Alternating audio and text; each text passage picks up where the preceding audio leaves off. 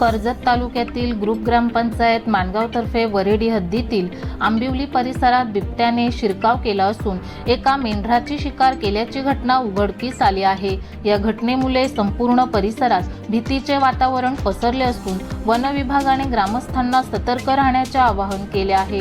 मिळालेल्या माहितीनुसार मेंढपाल सोमनाथ पालवे हे आपल्या मेंढ्यांच्या कल्पासह आंबिवली गावाबाहेर वास्तव्यास आहेत। 21 जानेवारी रोजी रात्रीच्या सुमारास दबा धरून बसलेल्या बिबट्याने त्यांच्या कल्पावर अचानक हल्ला चढवला।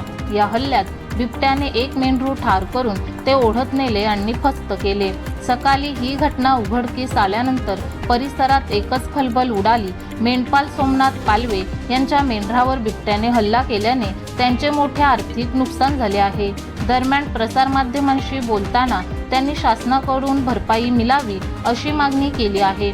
तसेच घटनेची माहिती मिळताच अलिबाग वन विभागाच्या पथकाने आणि स्थानिक वनपालांनी घटनास्थळी धाव घेऊन पंचनामा केला।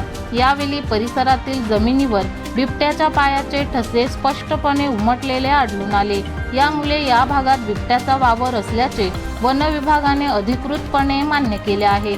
या परिसरात नागरिकांचे वर्दळ असते हे लक्षात घेऊन वन विभागाने कडक नियमावली जाहीर केली आहे। संबंधित क्षेत्रात कॅम्पिंग करणे, तंबू ठोकणे, रात्रीच्या वेळी शेकोटी पेटवणे किंवा पार्ट्या करणे यावर पूर्णपणे बंदी घालण्यात आली आहे। बिबट्या मानवावर हल्ला करण्याची शक्यता नाकारता येत नसल्याने वन विभागाने ठिकठिकाणी सावधगिरीचे फलक लावले आहेत।